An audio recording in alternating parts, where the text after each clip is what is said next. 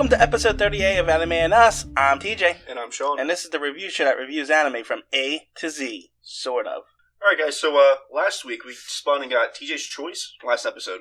Whatever. Yes. We review it weekly, but it's not necessarily how it's going to be. I'm not the just. And we don't actually do kind of weekly. Yeah, mostly weekly. I'd say a good portion of the time it is weekly that we're physically sitting down to do this. Sometimes. This one took us 2 weeks. Yeah, but we also ended up doing 4 seasons instead of 2. And then we did a month for One Piece. Yeah, well, 180 episodes or something. That was nuts. I'm just saying, it's not always weekly. That's that why. was crazy. Yeah. Anyway, so last episode we spun the wheel and we got TJ's Choice or TJ's Pick. I can't remember what does what. Choice. Okay, so choice is within the category. Within the category. You even said it. I'm so happy. Category, not letter. Anyway, so he decided to pick Full Metal Panic, probably after me nudging him in the right direction. Yeah, well, it was either that or what was it? There was Full Metal Alchemist. Which we've all seen. And I was also looking at, apparently, Fairy Tail. Yeah. Is another interesting. big one. Definitely interesting, but it's... I see that one around all the time, though, so it's like one of those ones that, also, if you're doing an anime review... At some point, it definitely makes sense to do that. So, but this one seemed like the most classic of them. Yeah, and I'm surprised, even though... So I've seen the first and second season. Mm-hmm. I own them owned the third season. I only watched a couple episodes of it and never got around to it. But I'm surprised at how much, in my opinion, the show finished very strongly. I mean, I say finished, there's going to be another season at some point. It's not technically finished. Okay, so they are doing another season? Yeah, so I started reading the manga after this. By manga, I mean light novel. It's just cut up into manga chapters. I'm a pirate. And there's 2 light novels left to adapt. Right. And what is the name of the Beck? I'm probably pronouncing that wrong. Is the studio that did the 4th season. Each season was a different studio that made it. You can tell. Yeah, for sure. Definitely towards the end. The last season was huge different in art style. That being said, there's also a 13-year gap between the 3rd season and the 4th season. Right. When I started the last season of it, and I saw that Funimation singing it, I was like, I rolled my eyes. Yeah. Because I thought it was going to be terrible. Because Funimation, it just never... It's real hit and miss. Yeah, Funimation, especially... Mostly miss, I would say. Especially with a show that's supposed to be, like, mature. Yeah, and in the beginning it really wasn't. Yeah. Especially in the 2nd season. So, I mean, it's kind of like... Funimation, I thought they were going to ruin the whole thing. Yeah, well, anyway, real quick, while we're still on it, there's another season that should be adapted at some point. Beck said there is going to be a finish to the series, but they haven't announced when it's going to be released, or if they're even working on it. Because I did a little research after finishing it, trying to see if they were going to do another season. Yeah. Because I was pissed. Yeah, it was, it's not necessarily a cliffhanger, but there's more to do. It's not done yet. Yeah, no, they did finish it as if that could be the end of the series. Yeah, that was definitely a good ending to the season. Yeah, but you need more. Because we'll get to it. But if that's where that would end it would have been. I would have hated it. Yeah. Anyway, so premise of the series: the series follows Sosuke Sagara. He's an anti-terrorist SRT response. He uses mechs, but he's also a child soldier. A soldier since I think 10 or something. 8. Yeah, there you go. And it follows him throughout the series, and he's the mercenaries. They work on this mercenary team called Mithril. Different agencies hire them to do certain stuff. So, like, if there's a terrorist thing happening in Japan, then Japan might hire them to come in and take care of it. Right. Their technology is like 10 years above everyone else's, more advanced. So their mechs are a little quicker. Oh, Mithrils. Well, Mithrils, and when I say more advanced than everyone else's, I'm really saying more advanced than nations. I thought you meant 10 years further than us. Like, in real time. I was like, what? What are you talking about? We'll get there. I can dream. Okay. You need magic, apparently. And very early you find out that the reason why the technology is because there's these special people called... Whispers. And at some point, very early, he is tasked with guarding Kaname Chidori. And for the most part, that's how most of the series is. Yeah, Kaname Chidori is the... love interest for sure. No, well... But also second main character. I was about to say female protagonist in this, and she's a Whisper, which honestly doesn't come up all that often. No, people want her, but... Yeah, it's always in the background. It's in the background, and she never really gets used for it too much. I mean, at the end of the first season, she uses it herself, her whisper stuff. But that's the last time she really uses it. I mean, they hint at it here and there, but... You do see in the end of the 4th season, she's working on some sort of project. Yes. You don't really find out what that is. Right. So, that's the premise. Yeah, for the most part, that's the premise. How we're going to have to do this, season by season? You're going to have to take it season by season, because they are so different. Yeah, and I mean, It's intentional. Yeah, no, I know. But there's a couple things I want to talk about before we get into it. So, you know how I take points off for mechs? Yeah. I'm not going to take it off for this one. I was hoping. Because there are, like, strings of episodes here. The mechs aren't even involved in it. So, I mean... The second season doesn't have any mechs, but that's more of a comedy. Yeah, the mechs are used sparingly, and they're not... It's more or less for fight scenes. Like, alright, this is the climactic battle scene. This is not a mech anime. Oh, no. I mean, yeah, there's mechs in it, and they use it to fight and stuff, but it's more of a war kind of thing. They're used as tools of war. Mm-hmm. So I'm not really see this anime, so I'm not going to actually take a point off for it. So if you're going to do a mech anime, this is the way to do it for me, anyway. Because I did not hate this one, and I hate... Because mechs usually use the mechs as, like, plot devices and stuff like that, and it's always... it's shiny and cool. Yeah. And this is as deep as the show gets. That is a lot of mech animes. Yeah, and... Every episode, they're in the mech, and there's always a fight scene. You can always tell where an episode's going in a mech one. That's why I hate them. Easily. And I can agree with every bit of that. And they're usually fighting giant monsters, which is also annoying. Yeah, that's annoying. Right. So there's the second thing I want to talk about, because overall, throughout the whole thing, is the fan service. There's a lot of it, for sure. Yes, but in various degrees. Yeah, that's true. Sometimes it's just a little panty shot.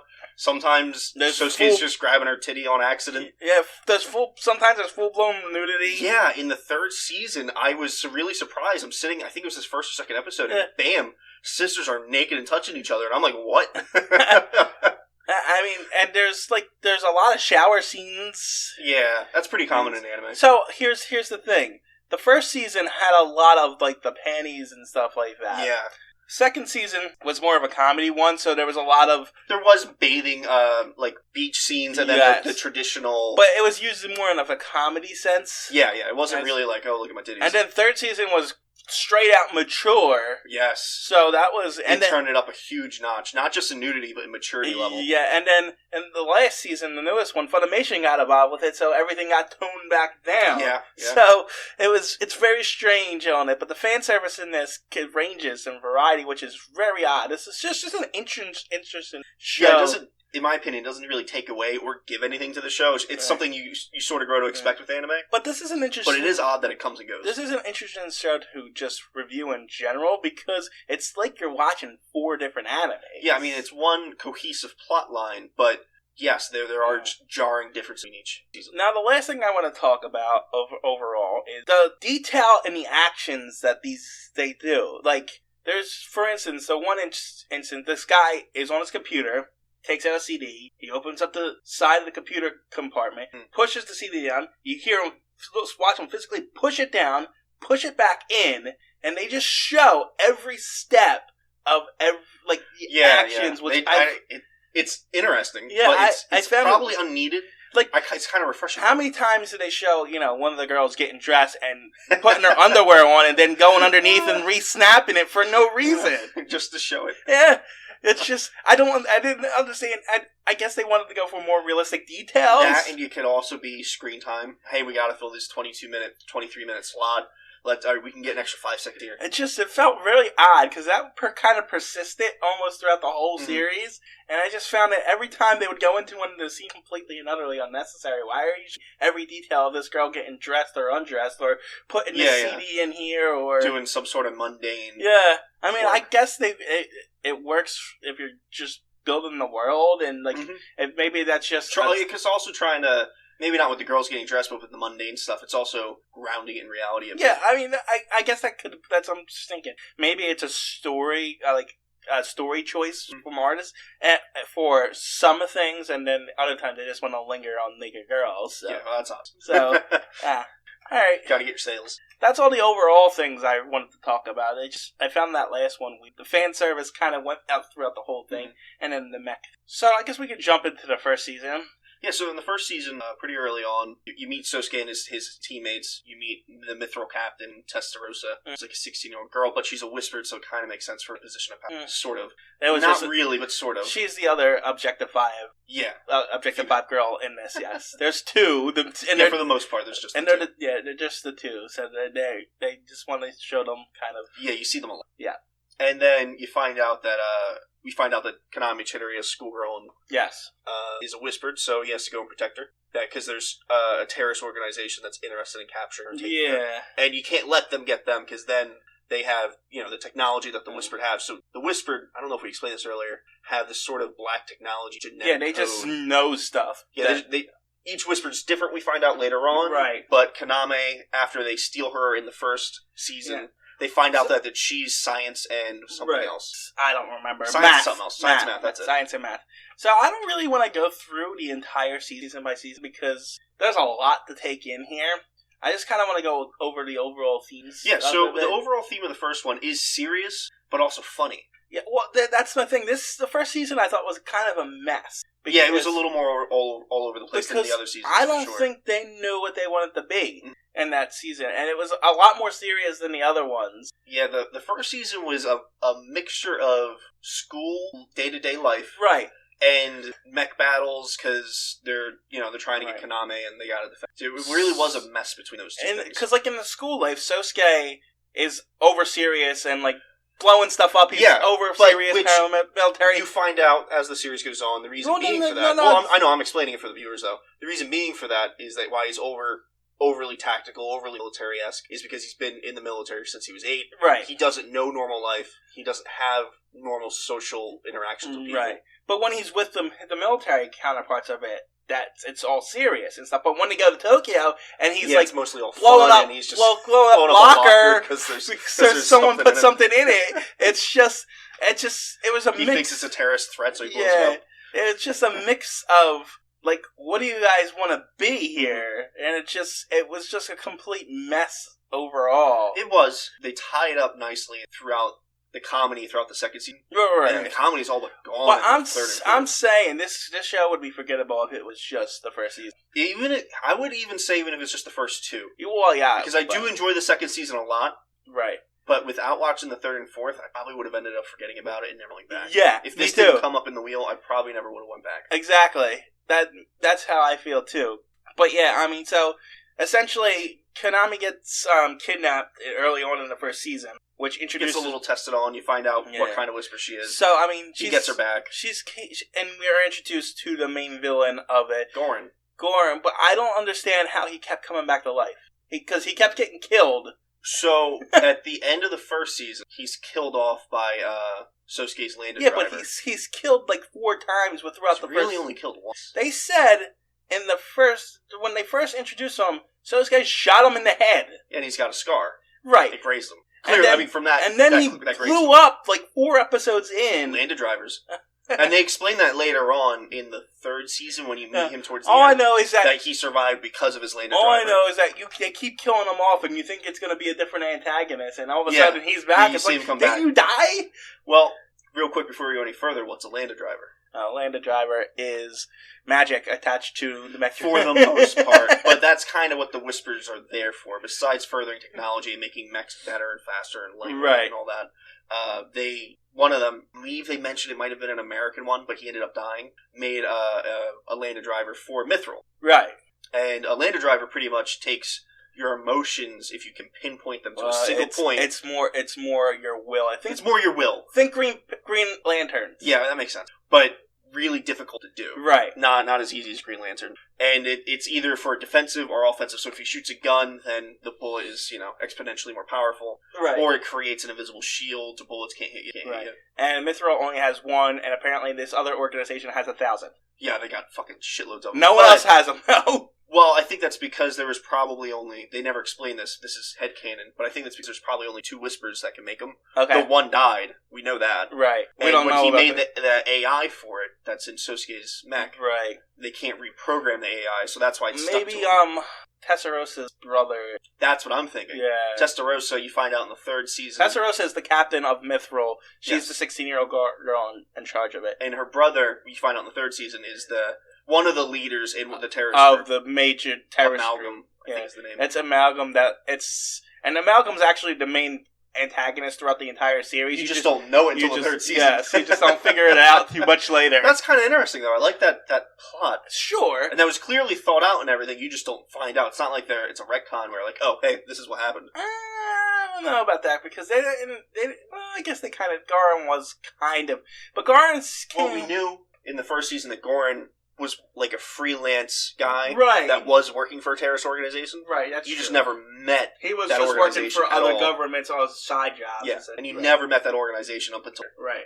Yeah, that's true. But yeah, so essentially, Goran kidnaps her early, and then at the end of the series, he takes over, because Mithril's based in an underground submarine. Yeah, really. Yeah, so that always gets he ends up taking over the submarine, and then, of course, which is cool, that the last 2 or 3 episodes were not mech battles, it was all about the submarine. except for the very end of the last episode. Right. And then it was like, it was more about people inside the submarine, and then of course there's the giant mech battle at the end, and they kill him. You think they kill him, and you don't see it happen, but they explain, because he's gone for the second season, because the second season's all comedy. Right.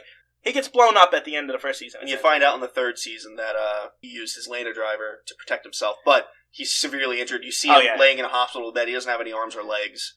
He says he's going to die soon anyway. And essentially, it's just... That's about it for the first season, it's just Sosuke's journey with Konami, and them two kind of liking each other, but not... And get kind of just... There's little ties bits in here. Yeah, you definitely see them starting to care for each other. Right. And then the second season, there is no military aspect at all. It's all about the school, their school life. Aspect. It's comedy. It's a bunch of side pure stories. Comedy. Bunch of weird characters. That being said, I really do enjoy the second season. Funny. They take everyone's personality, especially Sosuke's, and turn it up to 11. Right. My favorite episode was, and it's for the most part, they're all non-coherent. They don't really into each other. It's just each episode's a side story for the most part. My favorite episode though was the rugby one. Okay. When he chains this pacifist, gigantic rugby to be killers. And their chant before their game, because he's got to train them for the game or whatever, is like, kill, kill, kill. And then they go and play rugby and they're cracking people's skulls and stuff. I loved it. So funny. I did find it funny, but this one was kind of a mess too, though. Oh, it was a huge mess. Second season was a mess too. Well, more of a mess than the first one, I'd say. It is. It almost felt like we don't really want to do the military aspect of it. It kind of felt like what's funny is the second season's all canon. Yeah. Now, in a regular show, you would think that that's all filler, none of that's real. It's all canon. It's in the light novel. No, because you kind of need it too, because it builds do need that. It builds the relationship between Sosuke and Konami. So it's not like it's just this is just our little side thing that we're doing. No, you need it to a certain point, but it also feels almost like the manga writer. It almost feels like it's side stories. You could do the story. Yeah, he kind of sounded. It was like I kind of got bored with the main story here. I just want to tell these stories right now, and then he did a whole season of it. And you know what? There's really much more point to go into the second season other than it's pretty funny. Yeah, each story's really incoherent. Honestly, believe it or not, though, I thought the first season was better. Yeah. Even though the first season was a wreck, that the story just there was no story in the in the second season, so it just wasn't. It was just a bunch of side quests that no point. So anyway, so the end of the second season, all funny and stuff, and then it ramps up to serious mode. Oh, yeah. When we get into the third season, it goes from like jokey kids kind of thing. No, I wouldn't say kids because the last episode of the comedy thing was them getting.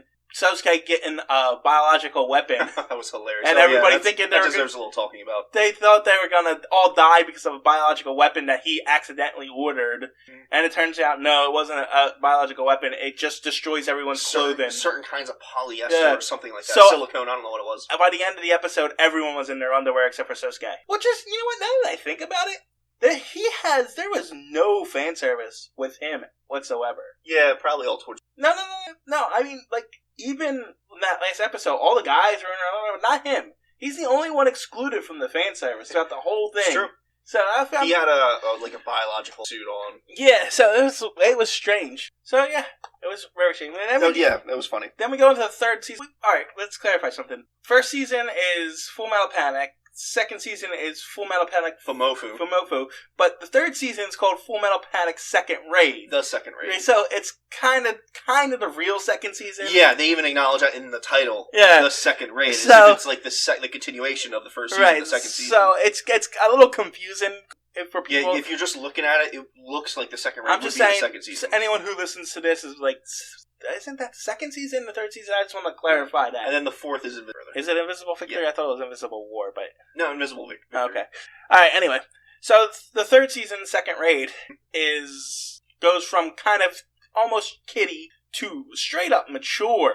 Really mature, really quick. Like like you said earlier, right in the beginning, they introduced two antagonists of two twins. Yeah, females, and probably 16 or 17. They're sisters, and they're completely naked. Oh no, I think they were in the 20s. Anyway, completely naked in a shower together and hanging all over. Yeah, it was very strange. And I don't think you realized they were sisters then, but you found out a little later. And then you're like, oh wait, that was weird.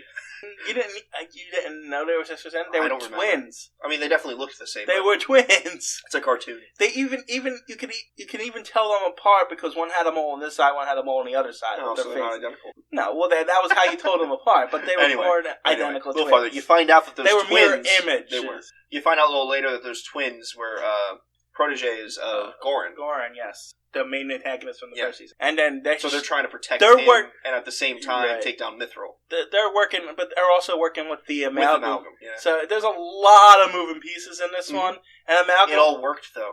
Oh, yeah. I didn't feel like there were any plot holes, no issues. This second season is... Second raid. Third season, whatever, is kind of amazing, honestly. Oh, man. So my favorite part of... What's your favorite part of the film? Because I have a very distinct favorite part. I don't have a distinct favorite part. Fine. My favorite part is in the 6th episode when Sosuke's getting his haircut. Oh, right. Not by Chidori, because he goes to get a haircut at a hair salon. And then it doesn't work out, and later on he gets his haircut by Chidori. But before he gets his haircut by Chidori, you find out his worldview, his issues, and the reason why he's so overly tactical and can't live a normal life. So, like, he has super hyper anxiety whenever anyone, like, any kind of danger. So, like, the guy goes to put a towel around his neck because he's cutting his hair. Right. He's like, he's not strangling me. He's not strangling me. Yeah. He's not strangling me. Like, it's kind of interesting to see that from his point of view, even though it's only for a couple seconds. I think it's like 30 seconds or a minute. It was really interesting to see that. Well, I very much like it. It's a very interesting character development for him, but honestly, I liked it better that his relationship with Chidori got to a point where he realizes that he feels this way for her because he gets ordered away from her detail protection. Yeah, to leave because nothing's really happening. Yeah, so they pull him away and he completely breaks down. Yeah, he loses his shit. He become completely useless and he realizes... Well, on top of that, not just him realizing his love for her and that he has to... He's also being beaten down early on in the third season, I should say. Because he goes on some missions real quick, and it's like an episode's back, and everyone on his mission team dies. Oh, yeah. And they sort of build that up through the first season a tiny bit, but very heavily in the third season do they build up him getting depressed from all his friends and comrades dying. Right. And him not being able to drive it properly. Oh, yeah. He gets very frustrated with that. He hates his machine. Very much so. So it's interesting to see him fall into that depression.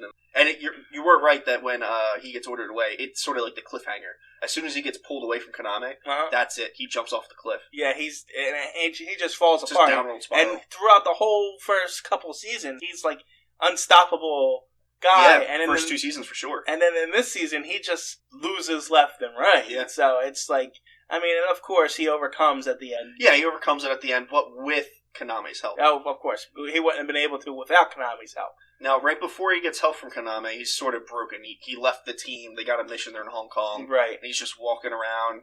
Yeah, he almost hires a hooker at one point. That was interesting. That looks like Kaname. Oh, yeah, of course. And that he also had... He gets a little drunk. He a bottle of alcohol. He's never drank alcohol before. Yeah, and he probably gets a couple shots down before he gets it out, and he's done with it. Yeah, and he just throws it away. He's like... And then he figures out some clues that have been left out by the twins. Right. That to go somewhere. The twins are, by the way, samurai ninja people who assassinate people who can't be killed. One of them tries to kill Kaname when Sasuke brought back, and she gets killed off by Amalgam. It's very complicated. It's hard to go into all the details, but it is a bit. By the way, we're only following Sosuke's and Kaname's plotline right now, for the most part. There's other plot lines with other characters we're not mentioning, because although they're very interesting and well thought out, this is a bit more important. Right. Or else we don't want to spend 7 hours. Yeah, exactly. So anyway, I want to get to the point real quick that I was trying to make. He ends up finding Goran through the clues that were left throughout the city. Goran And, he goes to he starts talking to Goran, and he's freaking out because Goran's alive, and he thought he was dead. Mm-hmm. And Goran's dying. Yeah. He pretty much says that. Right. And he eggs Sosuke on to kill him. Yeah. And God, that was good. He said he killed Kaname, so... Yeah, he eggs him on. He's like, yeah, we killed her. As soon as you left her, we got it done. She's dead. Uh-huh. And Sosuke loses his shit and loses his mag into him. And then, which apparently there was a bomb tied to his EKG machine. Yes. So that was all planned out to kill him. That was amazing. Yeah. And then afterwards, he comes out and... Because he jumps out the window. Yeah, but he kind of abandoned his mission earlier in this thing. Yes. And he runs into two of the soldiers, like, what happened to you? Where are you? Because, what's her name? The woman superior officer. Mal, yeah. Yeah. She hadn't told anyone that he, had abandoned his mission. Had, defected pretty much. Yeah, so when those two soldiers, it looked like he was gonna kill them. Yeah. He looked like he was done. He was done with bullshit. And they sort of lead on to that earlier in that season that their new leader, I forget his name, black dude. Yeah. Leads on a little bit saying that Sosuke is going to have a choice at some point. Right. Either he fixes himself or he's probably going to defect with him. Right. And then it looks like it's going to happen, and then, of course... Yeah, Chidori shows up, which is... that was a bit of a gotcha moment. They could have led up to that a little bit better. They could have had an episode where she was making her way to Hong Kong. They kind of did, though. There was an instance where they were showing the guys who were in charge of the Hong Kong mission, and then you could hear Chidori's voice in the background. Oh, okay. Maybe I didn't catch that. Yeah, you probably didn't, because it was very short. That's awesome, then. But Never mind. I'll take that back. They did show her... You didn't know she was working on something, even without that, because there was a plot in one of the episodes where... Right. Anyway, there was a little plot, and she figured something out, but you didn't know what she was going to do. Right. But yeah, I guess that works out. I didn't know that. Yeah, I guess... But I love that he got him to kill him. Yeah. That was fantastic. I mean, he's only killed him 7 times by that point, but... It's not. That's true, but this one was final. It was. I guess we should talk about the main villain of the third season. Yeah, sure. The girls, or is it? No, is it the guy? The guy, the balding guy. Yeah. So there's this balding guy. I can't remember his name. I don't remember his name either. He works for Amalgam, but he's definitely like a lesser part of Amalgam for sure. Right. Like he reports to Testarossa for the most part, and he's nuts. Dude's fucking crazy. He is absolutely insane. And it's kind of fun. It is kind of fun. Kind of disgusting at times. Yeah, definitely. But kind of fun. Yeah. He's just completely... You're better off just watching that one. Oh, for sure. Yeah, I don't want to give too much away.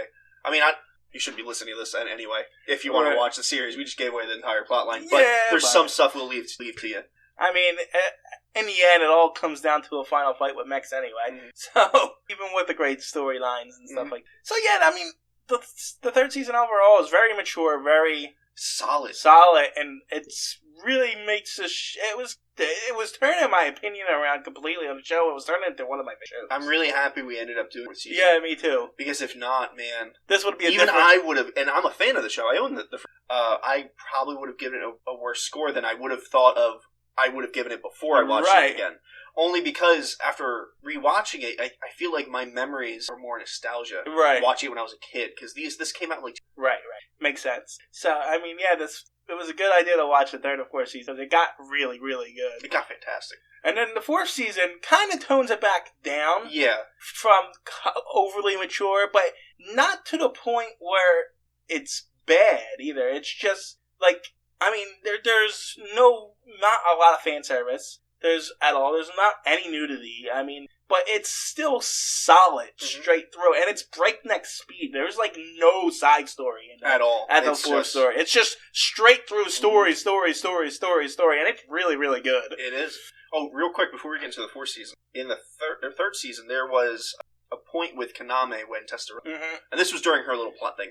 I'm not getting into that too much. This is right after she was about to be killed by one of the sisters got killed. But when he shows up, he ends up like just her. Oh yeah, that was sexual assault for sure. Oh, for sure. But I love that they didn't just do it and then shrug it off. Oh no, she has serious issues with the fact that he kissed her, and you see her like trying to get clean by rubbing her mouth to get it off. And not only do you see it in that episode, you see it later on when she meets up with Sosuke, and she rubs her mouth because she wants to get that kiss off. It comes back in the fourth season, which is even more impressive because it's been 13 years at this point. Yeah, it won't in our life. Yeah, but you know what I mean. But it's been 13 years since the last series was made. Yeah. So And she shows them, she touches her lips and remembering that kiss, which is really impressive story detail. Yeah, it was fantastic. So, yeah, I mean, the 4th season... You also see her, by the way, as a strong female antagonist. Chittering. Because although it's bothering her, she can push it down and get the job done. Yeah, I mean, she survived against a ninja assassin by herself. Just a taser. Yeah, with just a taser. She didn't win, but... She lived. But she lived, that's exactly. That's my point. Maybe that person was going for blood, and she lived. Yeah, she somehow survived. I mean, this ninja assassin even took down a hardened agent at the time. Yes. Before coming after her. So I mean, very well done. So yeah, and then good plot development. I don't want to go into any details into the 4th season, really. I just want to say it's story-wise just breakneck, straight on, and ends on a very crappy cliffhanger. Well, it's not... Only because there's another season to watch right now. At the end of...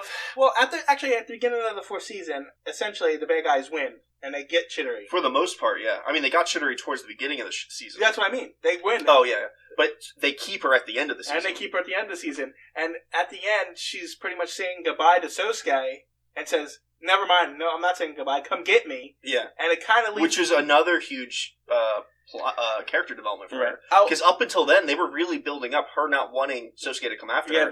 Because everyone she knows is getting hurt. You're right.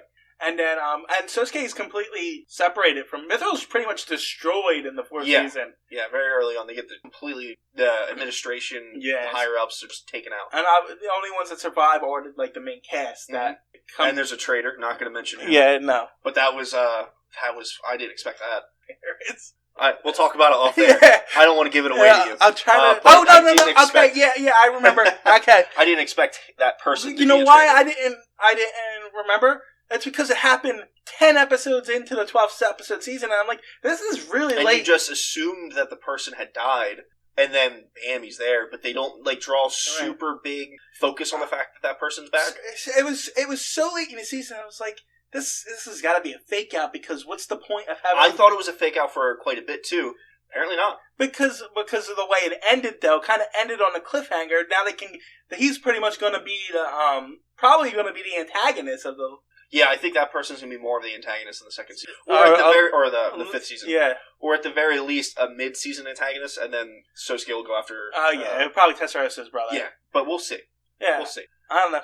Overall, I'm giving this show like an 8.5 out of 10. Maybe if it was just in the first 2 seasons, which is what we were originally, it would have been much lower. Oh yeah, it was a 6. But the 3rd and 4th just fucking blew it out of the water. So here's how I'm gonna have to rate it. First seasons are a 6. Yeah, I can agree with that. So the last 2 seasons are 9. Definitely. But all together, it brings it down to about an 8. That's fair. Even though the first 2 seasons were off and weird and a bit of a mess, it's almost a good thing because you get that plot development, you learn the character's backstory. It feels like that's like Dragon Ball, and then the last 2 seasons that are out right now, 3rd and 4th, is Dragon Ball Z. That's kind of what it feels like to me. Dragon Ball's fun and cool, but it's really just back character story. Nothing crazy happens. No one's dying. No one important anyway. I mean, Dragon Ball is better than Dragon Ball Z at some points. At some points. If you pick the weakest spots of Z and compare it to the strongest part of Ball, then yeah, sure. Not even that much. I mean, like, the tournaments are fun as hell in Dragon Ball. Oh, yeah, that's probably the strongest part of Dragon Ball. So, I mean, it's kind of hard to say. Who doesn't love tournaments? We've talked about this before. So, by the way, I just saw the Broly movie. It was okay. I haven't seen a single episode. Why are we doing Dragon Ball Metal Panic? Because that's what we do.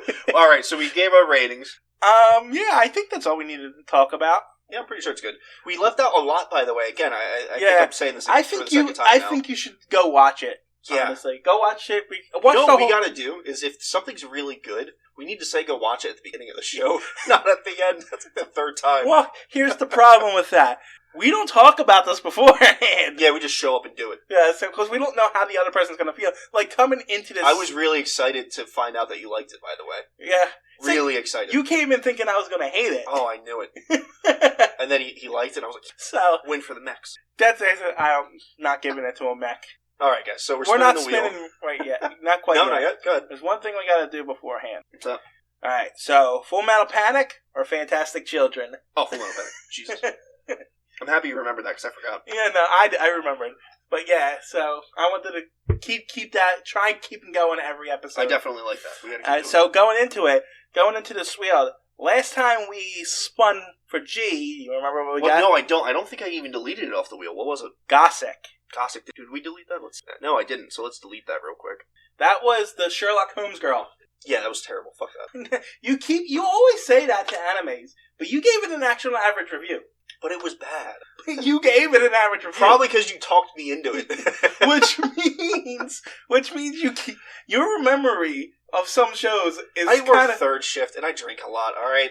My memory's fucked. It's just funny how you remember some things. Like, you'll give some of it's nostalgia, and like Full Metal Panic, I really liked it as a kid, and then we rewatched it and I was like, first 2 seasons were rough. Right. And then I watched the rest of it and it was fantastic. But Gossick, man, I guess it's the opposite. Too bad to say. But I don't remember what it was, but it was something else, yeah, because this is the second time you brought this up. Yeah, how you actually liked that the one day, and he said, "No, that one was crap." But you actually were like, "Oh yeah, I like that," in your reviews. I was like, you know what it might be is towards the end of a show, towards the climax, things typically get good, even if it's a mediocre to bad show.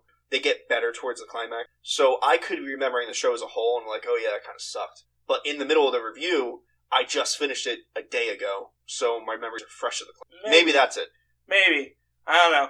But it's just inconsistent, your opinions.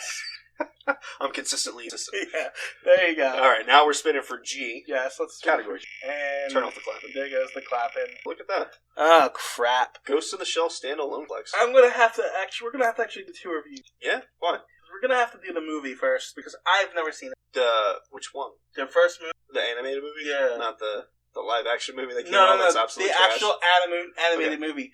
Right, because I don't know anything about it, and I know that takes place before Standalone's Complex. And I was afraid we were going to get it because of that reason. That's funny. So yeah, we're going to have to do 2 reviews. We're going to have to do the Ghost in the Shell movie and the actual anime itself. Yeah, that's fine. So we'll probably have a short episode. Yeah, what we're going to do is we're going to do the second episode of anime. Okay, yeah, that works. Just because obviously that's our other show that does yes. that we only did 1 review of so far. But yeah, we're going to have to do it that way. All right, that works. See you right. next time, guys. See yous.